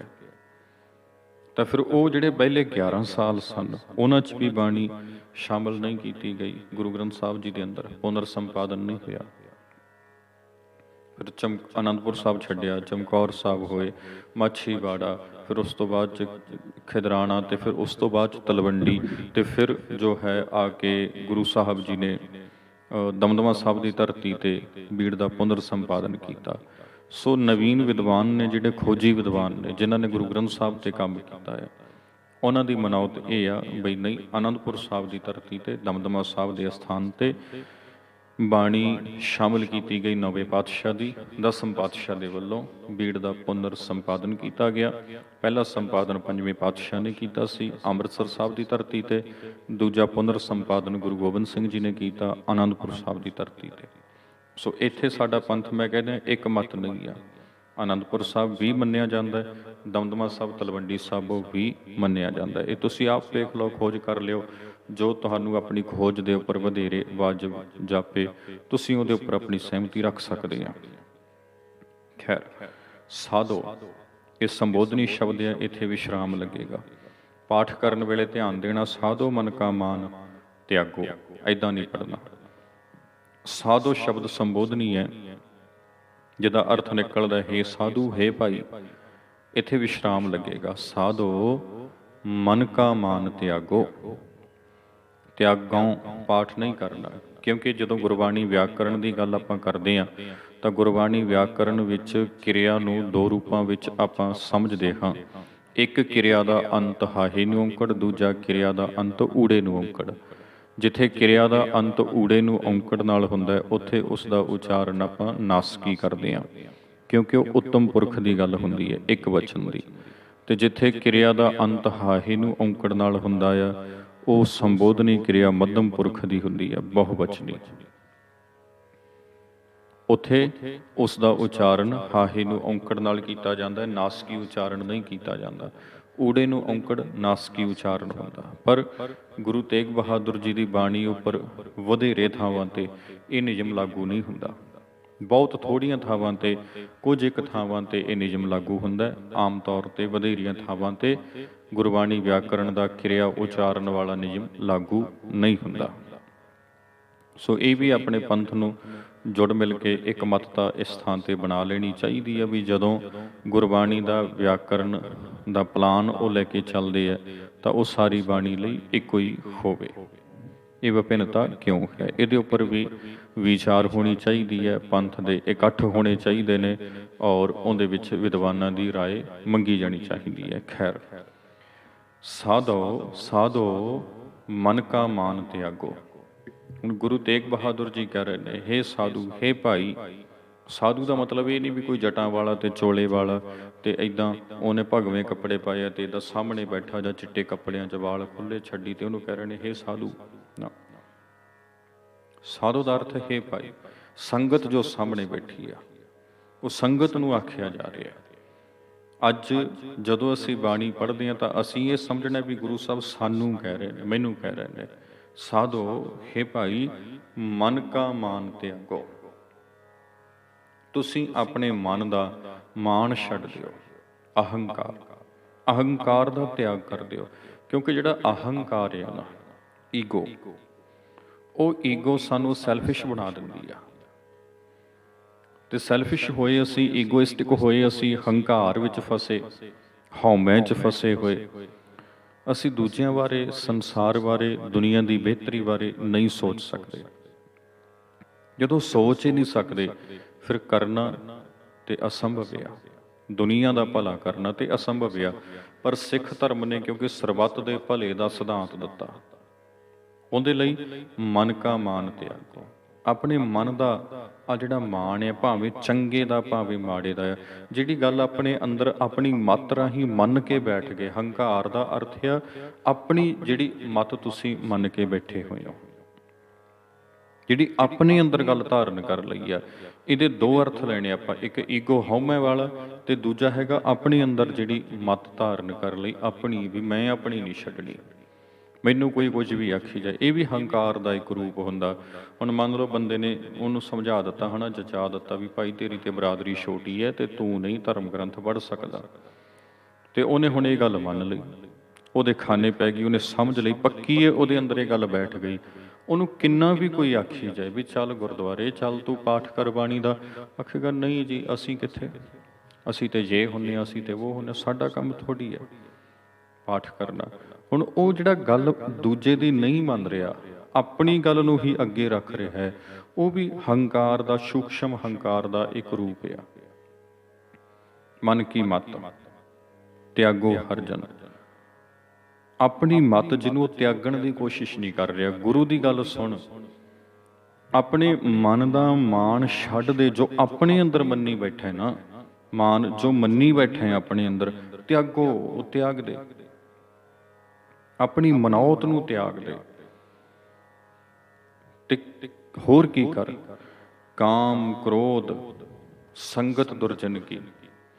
ਉਦੋਂ ਤੂੰ ਆਖਦਾ ਮੈਂ ਭੈੜੇ ਲੋਕਾਂ 'ਚ ਨਹੀਂ ਬੈਠਦਾ, ਮੈਂ ਮਾੜੇ ਲੋਕਾਂ ਦਾ ਸੰਗ ਨਹੀਂ ਕਰਦਾ, ਮੈਂ ਚੋਰਾਂ, ਡਾਕੂਆਂ, ਜੁਆਰਾਂ, ਇਹਨਾਂ ਦਾ ਸੰਗ ਨਹੀਂ ਕਰਦਾ। ਅੱਛਾ, ਕਾਮ ਤੇ ਕ੍ਰੋਧ ਤਾਂ ਤੇਰੇ ਅੰਦਰ ਵੀ ਹੈਗੇ ਨੇ, ਤੇ ਗੁਰੂ ਸਾਹਿਬ ਕਹਿੰਦੇ ਕਾਮ ਕ੍ਰੋਧ ਸੰਗਤ ਦੁਰਜਨ ਕੀ। ਕਾਮ ਤੇ ਕ੍ਰੋਧ ਇਹ ਤੇ ਭਾਈ ਭੈੜੇ ਲੋਕਾਂ ਦੀ ਸੰਗਤ ਆ, ਤੇ ਇਹ ਭੈੜੀ ਸੰਗਤ ਤੇਰੇ ਅੰਦਰ ਇੱਥੇ ਟਿਕੀ ਹੋਈ ਆ, ਮਨ 'ਚ ਆ ਟਿਕੀ ਪਈ ਆ ਨਾ, ਇਹਨੂੰ ਤਿਆਗ। ਇਹ ਮਾਨ, ਇਹ ਤਿਆਗ ਮਾਨ, ਇਸਨੂੰ, ਇਹ ਮਨੌਤ ਨੂੰ ਤਿਆਗ। ਕਾਮ 'ਚ ਫਸਿਆ ਹੋਇਆ, ਕਾਮ ਤੱਕ ਸੀਮਤ ਆ, ਦੁਨੀਆ ਲੁੱਟ ਲਈ ਜਾਂਦੀ ਆ ਤੈਨੂੰ ਕਾਮੀ ਬਣਾ ਕੇ। ਕ੍ਰੋਧ ਵਿੱਚ ਫਸਿਆ ਹੋਇਆ, ਆਪਣੇ ਤੱਕ ਸੀਮਤ ਆ, ਕ੍ਰੋਧੀ ਹੋ ਕੇ ਲੜਾਈਆਂ ਝਗੜੇ ਕਰਦਾ ਫਿਰਦਾ, ਕੇਵਲ ਨਿੱਕੀਆਂ ਨਿੱਕੀਆਂ ਚੀਜ਼ਾਂ ਲਈ। ਤੂੰ ਕੋਈ ਵੱਡੀ ਪ੍ਰਾਪਤੀ ਨਹੀਂ ਕਰ ਸਕਦਾ। ਹੁਣ ਵੇਖੋ ਮਾਧੋ ਦਾਸ ਆ, ਹੈ ਨਾ, ਬੰਦਾ ਸਿੰਘ ਬਹਾਦਰ, ਗੁਰੂ ਗੋਬਿੰਦ ਸਿੰਘ ਦੇ ਸੰਪਰਕ ਵਿੱਚ ਆਉਣ ਤੋਂ ਪਹਿਲਾਂ ਵੀ ਉਹ ਹਥਿਆਰ ਚਲਾਉਂਦਾ ਹੈ, ਤੇ ਗੁਰੂ ਗੋਬਿੰਦ ਸਿੰਘ ਜੀ ਦਾ ਸਿੱਖ ਬਣ ਕੇ ਵੀ ਹਥਿਆਰ ਚਲਾਉਂਦਾ ਹੈ। ਫਰਕ ਤੇ ਹੈਗਾ ਨਾ। ਮੱਲਾਂ ਉਹਨੇ ਪਹਿਲਾਂ ਵੀ ਮਾਰੀਆਂ, ਮੱਲਾਂ ਉਹਨੇ ਬਾਅਦ ਵਿੱਚ ਵੀ ਮਾਰੀਆਂ, ਫਰਕ ਤੇ ਹੈਗਾ ਨਾ। ਉਹ ਅੰਤਰ ਹੈ ਇੱਕ ਗੁਰੂ ਦੀ ਸੰਗਤ ਵਿੱਚ ਆਣ ਕੇ ਸਾਨੂੰ ਇਹ ਸਮਝ ਆ ਜਾਂਦੀ ਹੈ ਵੀ ਜਿਹੜਾ ਕਾਮ ਕ੍ਰੋਧ ਲੋਭ ਮੋਹ ਹੰਕਾਰ ਇੱਥੇ ਬੈਠਾ ਹੋਇਆ ਸੁਰਤ ਵਿੱਚ, ਜਿਹਨੇ ਸਾਨੂੰ ਆਪਣੇ ਤੱਕ ਇਹ ਸੀਮਿਤ ਕਰ ਦਿੱਤਾ। ਬਸ ਇਸ ਤੋਂ ਅੱਗੇ ਅਸੀਂ ਆਪਣੇ ਤੋਂ ਸੋਚ ਹੀ ਨਹੀਂ ਸਕਦੇ। ਤੇ ਉਹ ਬੰਦਾ ਸਿੰਘ ਬਹਾਦਰ, ਮੈਂ ਕਈ ਵਾਰੀ ਗੱਲ ਕਰਦਾ ਹੁੰਦਾ, ਬੰਦਾ ਸਿੰਘ ਬਹਾਦਰ ਨਾ ਪੰਜਾਬ 'ਚ ਜੰਮਿਆ, ਨਾ ਪੰਜਾਬ 'ਚ ਉਹਦਾ ਕੋਈ ਰਿਸ਼ਤੇਦਾਰ। ਉਹ ਜੀਵਿਆ, ਸ਼ਹੀਦ ਹੋਇਆ, ਲੜਿਆ ਪੰਜਾਬ ਦੇ ਲੋਕਾਂ ਲਈ। ਕਿਉਂ? ਕਿਉਂਕਿ ਪੰਜਾਬ ਦੇ ਲੋਕਾਂ ਨੂੰ ਆਪਣੇ ਮੰਨਦਾ। ਉਹਦੇ ਲਈ ਉਹਦੇ ਘਰ ਦੇ ਜਿਹੜੇ 4-5 ਜੀਅ ਨੇ, ਕੇਵਲ ਉਹੀ ਪਰਿਵਾਰ ਨਹੀਂ ਹੈ, ਉਹਦੇ ਲਈ ਪੰਜਾਬ ਦੇ ਸਾਰੇ ਵਸਿੰਦੇ, ਭਾਰਤ ਦੇ ਸਾਰੇ ਵਸਿੰਦੇ ਮੁਲਕ ਦੇ ਲੋਕ ਉਹਦਾ ਆਪਣਾ ਪਰਿਵਾਰ ਆ। ਗੁਰੂ ਬਾਣੀ ਨਾਲ ਜੁੜ ਕੇ ਉਹਦੀ ਸੁਰਤ ਵਿਸ਼ਾਲ ਹੋ ਗਈ। ਬਿਸਰ ਗਈ ਸਭ ਤਾਤ ਪਰਾਈ, ਜਬ ਤੇ ਸਾਧ ਸੰਗਤ ਮੋਹਿ ਪਾਈ, ਨਾ ਕੋ ਬੈਰੀ ਨਾ ਹੈ ਬੇਗਾਨਾ, ਸਗਲ ਸੰਗ ਹਮ ਕੋ ਬਨਾਈ। ਫਿਰ ਉਹ ਸਾਰਿਆਂ ਦੇ ਨਾਲ ਆਪਣਤ ਦੀ ਸਾਂਝ ਪਾ ਲੈਂਦੇ ਆ, ਤੇ ਉਹ ਜਿਹੜੀ ਆਪਣਤ ਦੀ ਸਾਂਝ ਪੈਂਦੀ ਆ, ਬਸ ਉਹੀ ਵਿਸ਼ਵ ਵਿਆਪੀ ਸੋਚ ਹੁੰਦੀ ਹੈ। ਉੱਥੇ ਜਾ ਕੇ ਤੁਹਾਡੇ ਅੰਦਰ ਕੁਰਬਾਨੀ ਦਾ ਜਜ਼ਬਾ ਜਨਮ ਲੈਂਦਾ। ਉੱਥੇ ਜਾ ਕੇ ਇਹ ਚੀਜ਼ ਹੁੰਦੀ ਹੈ ਵੀ ਜਦੋਂ ਮੇਰੇ ਆਪਣਿਆਂ 'ਤੇ ਜ਼ੁਲਮ ਹੋ ਰਿਹਾ ਅਤੇ ਮੈਂ ਇੱਥੇ ਸੁੱਖ ਦੀ ਨੀਂਦ ਸੁੱਤਾ, ਸ਼ਰਮ ਨਹੀਂ ਆ ਰਹੀ ਮੈਨੂੰ ਜਾ ਕੇ ਜੂਝਣਾ ਚਾਹੀਦਾ ਆਪਣਿਆਂ ਲਈ। ਤਾਂ ਤੇ ਅਹਲੇ ਸੁਭਾਗੋ, ਤਾਂ ਤੇ ਭਾਈ ਇਹਨਾਂ ਤੋਂ ਤੁਸੀਂ ਦਿਨੇ ਅਤੇ ਰਾਤ ਦੂਰ ਰਹੋ, ਦੂਰ ਰਹੋ ਇਹਨਾਂ ਤੋਂ। ਦੂਰ ਰਹੋਗੇ ਕਾਮ ਕ੍ਰੋਧ ਲੋਭ ਮੋਹ ਹੰਕਾਰ ਤੋਂ, ਮਨ ਦਾ ਮਾਨ ਆਪਣੀ ਮਨੌਤ ਛੱਡੋਗੇ ਤਾਂ ਤੇ ਤੁਸੀਂ ਵਧੀਆ ਬਣ ਜਾਓਗੇ।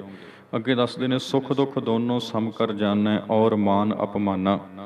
ਜਿਹੜਾ ਮਨੁੱਖ ਇਹਨਾਂ ਤੋਂ ਦੂਰ ਹੋ ਜਾਂਦਾ, ਉਹਦੇ ਲਈ ਸੁੱਖ ਅਤੇ ਦੁੱਖ, ਮਾਨ ਅਤੇ ਅਪਮਾਨ ਦੋਵੇਂ ਚੀਜ਼ਾਂ ਇਕੁਅਲ ਨੇ।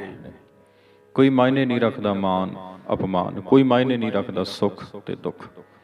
ਉਹ ਸੁੱਖ ਨੂੰ ਵੀ ਤੇ ਦੁੱਖ ਨੂੰ ਵੀ ਤਿਆਗ ਦਿੰਦਾ, ਤਿਆਗ ਕੇ ਇਹਨਾਂ ਤੋਂ ਉੱਪਰ ਉੱਠ ਜਾਂਦਾ। ਉੱਪਰ ਉੱਠਣ ਤੋਂ ਭਾਵ ਕੀ ਹੈ? ਉਹਦੇ ਸਾਹਮਣੇ ਇੱਕ ਟੀਚਾ ਹੁੰਦਾ ਤੇ ਟੀਚੇ ਦੀ ਪ੍ਰਾਪਤੀ ਦੇ ਲਈ ਹੁਣ ਉਹ ਸੁੱਖ ਦੀ ਪਰਵਾਹ ਨਹੀਂ ਕਰਦਾ, ਦੁੱਖ ਦੀ ਪਰਵਾਹ ਨਹੀਂ ਕਰਦਾ। ਇਹਨੂੰ ਏਦਾਂ ਸਮਝੋ ਤੁਸੀਂ, ਮੰਨ ਲਓ ਘਰ 'ਚ ਰਹਿੰਦੇ ਆ, ਹੈ ਨਾ, 4 ਜੀਅ ਨੇ ਘਰ 'ਚ, ਅੱਧੀ ਰਾਤ ਆ, ਸੁੱਤੇ ਪਏ ਹੋ ਬੜੇ ਆਰਾਮ ਨਾਲ, ਕੂਕ ਸੁੱਤੇ ਪਏ, ਤੇ ਅਚਨਚੇਤ ਕੋਈ ਬੱਚਾ, ਕੋਈ ਬਜ਼ੁਰਗ ਜਾਂ ਕੋਈ ਵੀ, ਉਹਨੇ ਦਰਵਾਜ਼ਾ ਖੜਕਾਇਆ, ਕੋਈ ਢਿੱਲ ਮੱਠ ਹੋਈ ਤੇ ਆਖਿਆ ਵੀ ਡਾਕਟਰ ਦੇ ਹਸਪਤਾਲ ਜਾਣਾ ਪੈਣਾ।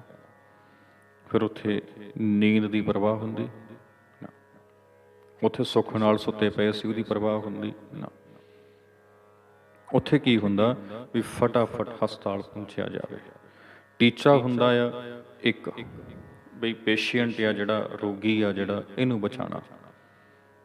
ਉਹਦੇ ਲਈ ਸਫ਼ਰ ਕਿਵੇਂ ਤੈਅ ਕਰਨਾ, ਉਹਦੇ ਲਈ ਨੀਂਦ ਵੀ ਤਿਆਗ ਦਿੰਦਾ। ਉਹਦੇ ਲਈ ਜੇ ਭੁੱਖਾ ਹੋਵੇ ਨਾ, ਰੋਟੀ ਥਾਲੀ 'ਚ ਪਾਈ ਹੋਵੇ, ਅਚਨਚੇਤ ਬੱਚਾ ਗਿਰ ਜਾਏ, ਭੁੱਖ ਬਹੁਤੀ ਲੱਗੀ ਹੋਵੇ ਤੇ ਥਾਲੀ 'ਚ ਖਾਣਾ ਪਾਇਆ ਪਿਆ ਆ ਤੇ ਖਾਣ ਲੱਗਿਆ ਬੁਰਕੀ ਤੋੜੀ ਆ ਤੇ ਅਚਨਚੇਤ ਡਿੱਗਿਆ ਤੇ ਉਹਦੇ ਲੱਗੀ ਸੱਟ ਤੇ ਸਭ ਕੁਝ ਛੱਡ ਕੇ ਦੌੜ ਜਾਏਗਾ। ਕਿਉਂ? ਇੱਕ ਟੀਚਾ ਸਾਹਮਣੇ। ਉੱਥੇ ਫਿਰ ਭੁੱਖ ਨਹੀਂ, ਉੱਥੇ ਕੋਈ ਚੰਗਾ ਵੀ ਕਹਿ ਦੇ, ਉੱਥੇ ਡਾਕਟਰ ਭਾਵੇਂ ਇਹ ਵੀ ਕਹਿ ਦੇ ਵੀ ਤੂੰ ਸੁੱਤਾ ਪਿਆ ਸੀ, ਕਿ ਡਾਕਟਰ ਭਾਵੇਂ ਅਪਮਾਨ ਵੀ ਕਰਦਾ ਹੈ ਵੀ ਤੁਸੀਂ ਬੱਚੇ ਦਾ ਖਿਆਲ ਨਹੀਂ ਰੱਖਦੇ, ਫਿਰ ਉਹ ਅਪਮਾਨ ਦੀ ਪਰਵਾਹ ਕਰੀ ਦੀ ਆ? ਦੱਸੋ ਨਾ। ਉੱਥੇ ਨਾ ਮਾਨ ਨਾ ਸੁੱਖ ਨਾ ਦੁੱਖ। ਮਾਨ ਅਪਮਾਨ ਸੁੱਖ ਦੁੱਖ ਇਹ ਚੀਜ਼ਾਂ ਮਾਇਨੇ ਨਹੀਂ ਰੱਖਦੀਆਂ ਹੁੰਦੀਆਂ ਜਦੋਂ ਟੀਚਾ ਸਾਹਮਣੇ ਹੁੰਦਾ, ਜਦੋਂ ਆਪਣੱਤ ਹੁੰਦੀ। ਤੇ ਇਹ ਆਪਣੱਤ ਸਾਡੀ ਸੰਸਾਰ ਨਾਲ ਬਣਨੀ ਚਾਹੀਦੀ ਆ। ਮਹਾਰਾਜ ਕਹਿੰਦੇ ਹਰਖ ਸੋਗ ਤੇ ਰਹੇ ਅਤੀਤਾ ਤਿੰਨ ਜਗ ਤਤ ਪਛਾਨਾ। ਹਰਖ ਸੋਗ ਖੁਸ਼ੀ ਤੇ ਗਮੀ, ਹਰਖ ਦਾ ਅਰਥ ਖੁਸ਼ੀ ਤੇ ਸੋਗ ਦਾ ਅਰਥ ਗਮੀ। ਫਿਰ ਉਹ ਖੁਸ਼ੀ ਅਤੇ ਗਮੀ ਇਹਨਾਂ ਦੋਨਾਂ ਚੀਜ਼ਾਂ ਤੋਂ ਪਰੇ ਹੋ ਜਾਂਦਾ ਜੋ ਟੀਚੇ ਲਈ ਕੰਮ ਕਰ ਰਿਹਾ ਹੁੰਦਾ। ਉਹ ਟੀਚੇ ਤੇ ਪਹੁੰਚਣ ਲਈ ਨਾ ਕੋਈ ਦੁੱਖ ਹੁੰਦਾ, ਨਾ ਖੁਸ਼ੀ ਹੁੰਦੀ ਆ, ਨਾ ਗਮੀ। ਇਹ ਚੀਜ਼ਾਂ ਮਾਇਨੇ ਨਹੀਂ ਰੱਖਦੀਆਂ ਹੁੰਦੀਆਂ ਜਿਹਦੇ ਸਾਹਮਣੇ ਕੋਈ ਟੀਚਾ ਹੋਵੇ। ਖੋਜੈ ਪਦ ਨਿਰਵਾਣਾ, ਨਿਰਵਾਣ ਪਦ ਕਹੀਏ ਇੱਕ ਟੀਚਾ ਜ਼ਿੰਦਗੀ ਦਾ, ਉਸ ਨੂੰ ਖੋਜ ਲੈਂਦਾ, ਉਸ ਉੱਤੇ ਪਹੁੰਚਣ ਲਈ ਯਤਨ ਕਰਦਾ ਆ। ਟੀਚਾ ਮੰਨੋ ਆਪਣਾ ਤੁਸੀਂ, ਇੱਕ ਕੌਮ ਦੀ ਹਾਲਤ ਕੀ ਹੈ ਤੇ ਇਹਦੇ ਲਈ ਅਸੀਂ ਕੀ ਕਰਨਾ, ਕਿਵੇਂ ਜੂਝਣਾ ਆ, ਟੀਚਾ ਮੰਨ ਕੇ ਚੱਲੋ। ਇੱਕ ਉਸਤਤ ਨਿੰਦਾ ਦੋਊ ਤਿਆਗੈ ਖੋਜੈ ਪਦ ਨਿਰਵਾਣਾ। ਇਹੋ ਜਿਹੇ 3 ਜਗ ਤੱਤ ਪਛਾਣਾ। ਖਿਮਾ ਕਰਨੀ, ਜਗਤ ਦਾ ਤੱਤ ਉਹੀ ਪਛਾਣਦੇ ਆ। ਪਹਿਲੀ ਤੁਕ ਦਾ ਅੰਤਲਾ ਹਿੱਸਾ ਸੀਗਾ ਹਰਖ ਸੋਗ ਤੇ ਰਹਿ ਅਤੀਤਾ ਤਿੰਨ ਦਾ ਅਰਥ ਉਸਨੇ। ਜਗ ਤੱਤ ਪਛਾਣਾ, ਜਗਤ ਦੇ ਤੱਤ ਨੂੰ ਉਸਨੇ ਹੀ ਪਛਾਣਿਆ ਹੈ, ਜਗਤ ਵਿੱਚ ਤੱਤ ਉਸਨੇ ਪਛਾਣਿਆ ਹੈ। ਉਸਤਤ ਨਿੰਦਾ ਦੋਊ ਤਿਆਗੈ। ਇਹੋ ਜਿਹਾ ਪੁਰਸ਼, ਮਨੁੱਖ ਭਾਵੇਂ ਉਹ ਇਸਤਰੀ ਆ ਪੁਰਸ਼ ਆ ਕੋਈ ਵੀ ਆ, ਉਸਤਤ ਨਿੰਦਾ ਦੋਊ ਤਿਆਗੈ। ਉਸਤਤ ਤੇ ਨਿੰਦਾ ਦੋਵਾਂ ਚੀਜ਼ਾਂ ਨੂੰ ਤਿਆਗ ਦਿੰਦਾ। ਨਾ ਉਸਤਤੀ ਦੀ ਪਰਵਾਹ ਹੁੰਦੀ ਨਾ ਨਿੰਦਾ ਦੀ। ਲੋਕੀ ਮੈਨੂੰ ਵਾਹ ਵਾਹ ਕਹਿਣ ਜਾਂ ਲੋਕੀ ਨਿੰਦਣ, ਇਹ ਚੀਜ਼ਾਂ ਦੀ ਪਰਵਾਹ ਨਹੀਂ ਹੁੰਦੀ। ਦੋਊ ਤਿਆਗੈ ਖੋਜੈ ਪਦ ਨਿਰਵਾਣਾ। ਨਿਰਵਾਣ ਪਦਵੀ ਦੀ ਖੋਜ ਕਰਦਾ ਹੈ। ਜਨ ਨਾਨਕ ਇਹ ਖੇਲ ਕਠਨ ਹੈ, ਕਿਨਹੂ ਗੁਰਮੁਖ ਜਾਨਾ। ਤੇ ਗੁਰੂ ਪਾਤਸ਼ਾਹ ਕਹਿਣ ਲੱਗੇ ਖੇਡ ਥੋੜੀ ਜਿਹੀ ਔਖੀ ਹੈਗੀ ਇਹਨੂੰ ਸਮਝਣਾ ਹੈ ਥੋੜਾ ਜਿਹਾ ਔਖਾ, ਪਰ ਕਿਨਹੂ ਗੁਰਮੁਖ ਜਾਨਾ। ਕਿਨਹੂ ਦਾ ਅਰਥ ਕਿਸੇ ਵਿਰਲੇ ਨੇ, ਗੁਰਮੁਖ ਗੁਰੂ ਦੀ ਸ਼ਰਨ ਵਿੱਚ ਪੈ ਕੇ, ਜਾਨਾ ਦਾ ਅਰਥ ਜਾਣਿਆ ਹੈ। ਸੋ ਸਤਿਗੁਰ ਦੀ ਸ਼ਰਨ ਪੈ ਕੇ, ਪਹਿਲੇ ਸ਼ਬਦ ਦੀ ਆਪਾਂ ਵਿਚਾਰ ਕੀਤੀ, ਭੂਮਿਕਾ ਤੇ ਵੀ ਆਪਾਂ ਸਮਾਂ ਲਾਇਆ। ਹੁਣ ਦੱਸੋ ਵੀ ਇਹ ਸ਼ਬਦ ਵਿੱਚੋਂ ਗੁਰੂ ਸਾਹਿਬ ਨੇ ਸਾਨੂੰ ਕਿੱਡੀ ਤਕੜੀ ਸਿੱਖਿਆ ਦਿੱਤੀ। ਸਮਝ ਪਈ ਨਾ ਗੱਲ ਇੱਕ ਇੱਕ ਸ਼ਬਦ ਦੀ। ਤੇ ਸਾਰੀ ਬਾਣੀ ਜੋ ਨੌਵੇਂ ਪਾਤਸ਼ਾਹ ਦੀ ਆ, ਆਪਾਂ ਇਸੇ ਟਰੈਕ ਦੇ ਉੱਪਰ ਚੱਲਦਿਆਂ ਹੋਇਆਂ ਇਸੇ ਸਿੱਖਿਆ ਨੂੰ ਮੁੱਖ ਰੱਖ ਕੇ ਆਪਾਂ ਸਾਂਝ ਪਾਉਣੀ ਆ ਤੇ ਸਮਝਣਾ ਆ ਵੀ ਧੰਨ ਗੁਰੂ ਤੇਗ ਬਹਾਦਰ ਜੀ ਆਪਣੀ ਬਾਣੀ ਵਿੱਚੋਂ ਕਿੱਡੀ ਸੂਰਮ ਗਤੀ ਵਾਲੀ ਸਿੱਖਿਆ ਸਾਨੂੰ ਦੇ ਰਹੇ ਨੇ। ਜਦੋਂ ਉਹ ਸੰਸਾਰ ਦੀ ਨਾਸ਼ਵਾਨਤਾ ਦੀ ਗੱਲ ਕਰਦੇ ਨੇ ਤਾਂ ਦਰਅਸਲ ਸਾਨੂੰ ਉਹ ਸਮਝਾਉਣਾ ਕੀ ਚਾਹੁੰਦੇ ਨੇ। ਸੋ ਇੱਦਾਂ ਹੀ ਆਪਾਂ ਸਤਿਗੁਰੂ ਜੀ ਦੇ ਬਾਕੀ ਸ਼ਬਦ ਉਹਨਾਂ ਦੀ ਸਾਂਝ ਪਾਵਾਂਗੇ ਜੀ। ਜੁੜੇ ਰਹੋ ਸਾਡੇ ਨਾਲ YouTube ਚੈਨਲ ਜਸਵਿੰਦਰ ਸਿੰਘ ਬਟਰੁੱਖਾਂ ਦੇ ਉੱਪਰ। ਵੱਧ ਤੋਂ ਵੱਧ ਲੋਕਾਂ ਦੇ ਨਾਲ ਇਸ ਗੁਰਸਿੱਖ ਸੰਗਤਾਂ ਦੇ ਨਾਲ ਵੀਡੀਓ ਨੂੰ ਸਾਂਝਾ ਕੀਤਾ ਜਾਏ ਤਾਂ ਜੋ ਸਾਰੇ ਰਲ ਮਿਲ ਕੇ ਲਾਹਾ ਲੈਣ। ਤੁਹਾਡੇ ਵੱਲੋਂ ਆਏ ਹੋਏ ਰਾਵਾਂ ਤੇ ਸੁਝਾਵਾਂ ਉੱਪਰ ਅਸੀਂ ਜ਼ਰੂਰ ਗੌਰ ਕਰਾਂਗੇ। ਕੋਈ ਜਾਪੇ ਤੁਹਾਨੂੰ ਤਾਂ ਜ਼ਰੂਰ ਸਾਡੇ ਨਾਲ ਸਾਂਝ ਪਾਇਓ ਜੀ। ਵਾਹਿਗੁਰੂ ਜੀ ਕਾ ਖਾਲਸਾ, ਵਾਹਿਗੁਰੂ ਜੀ ਕੀ ਫਤਿਹ।